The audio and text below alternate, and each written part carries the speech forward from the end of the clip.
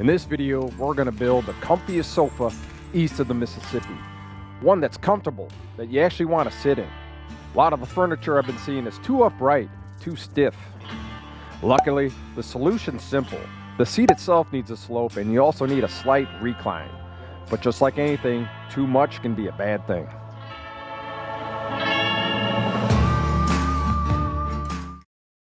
Oh, yeah.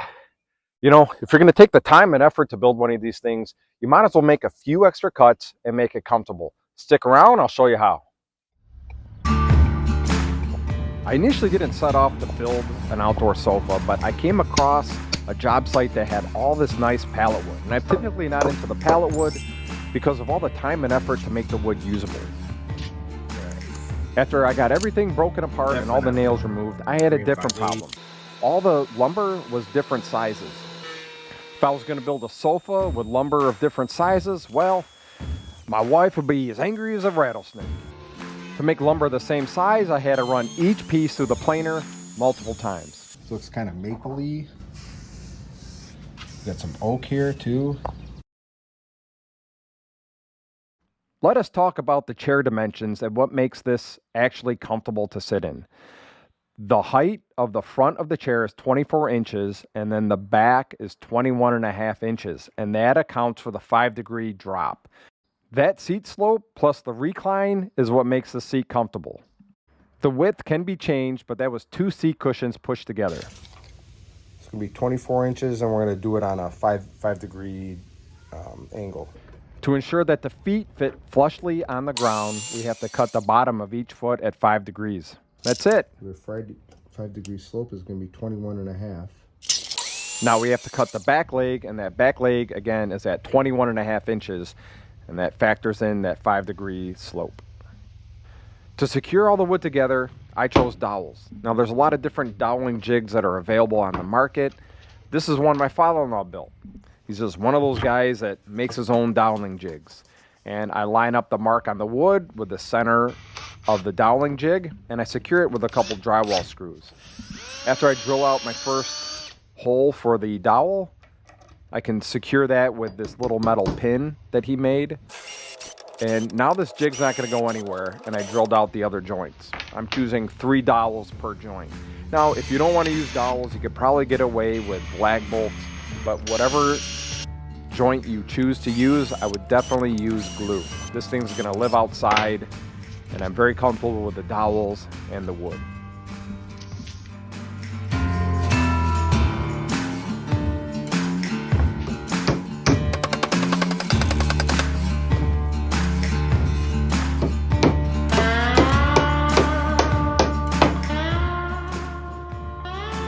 Once I have everything mostly joined together, I finish everything off with some pipe clamps, and that ensures that that glue is going to set up nice and tight, and we got nice joints.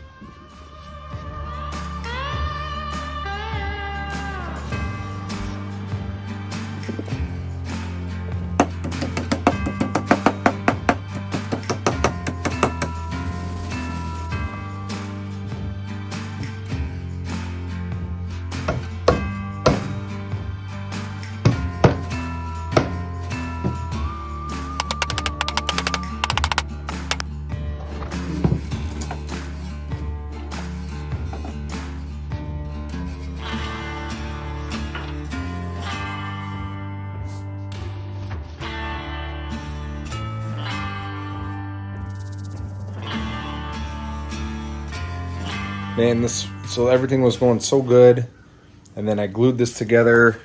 And Houston, we have a problem. So put this against here, and this is nowhere near being square. We were off an inch, which is crazy when we're building furniture. But that's a problem when we're using pallet wood. There's this board here was wonky. And I don't know, there might be something going on in this joint too. Maybe this isn't completely flat. I don't know. So I had to beat this apart, cut out the dowels. I'm going to have to cut this at an angle to allow this to go square. So I don't know, there's a problem with building with scrap wood. Yep, the wood was bowed. All right, we're gonna start So I at set 2 my saw at degrees. 2 degrees, See how we do. and I cut that face at 2 degrees. Then I reinstalled it, and that worked. It made up for the bow in the wood. And again, if you buy something like this at the store, you probably won't have an issue with this. And once it's all clamped up, I put my square back on it, and we're good to go.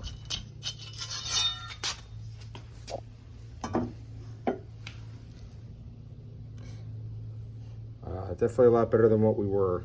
Side's fairly good too. We're in good shape. Well, we use pocket screws to tie in these horizontal supports. To even out the weight on the seats, I'm putting in some perpendicular slats. This is just 3/4 inch wood flooring just to help even out the weight. And we're gonna give it a test sit. Yeah, I don't know. I don't think it needs a back. What do you think? It's kind of nice. We might be on to something. All right, maybe we'll build a back. The backrest was built to sit inside the structure of the seat, and I secured the joints the same way. I used dowels.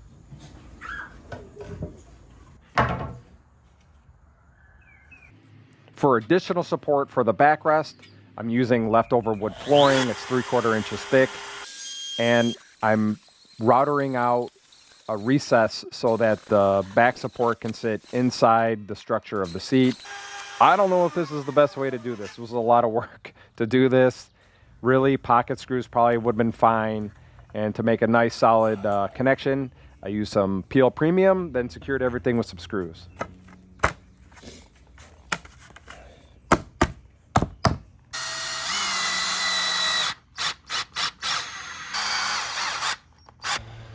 To finish everything off, I used a product called Ready Seal. It's an oil-based wood sealer, and it has a real nice color to it. I used it on some porch posts, and I thought it held up really well. I didn't show the copious amounts of sanding required to make this look nice. I used a belt sander, and I also used a router to ease all the edges.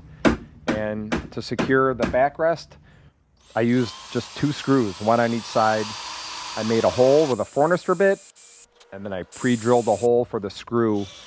I used the Fornister bit to make a nice hole because I'm going to use a plug to hide that screw head.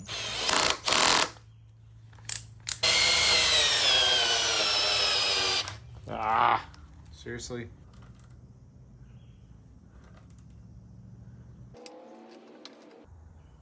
To find the angle of the chair recline, we just kind of messed around. You could make it more upright, but I had a few different options for my wife, but ultimately it's 110-degree recline. Hey, as always, I appreciate you watching. If you need a little extra help, I'll have a link in the description for a set of plans. As always, thank you again. Don't forget to like and subscribe, and see you on the next one.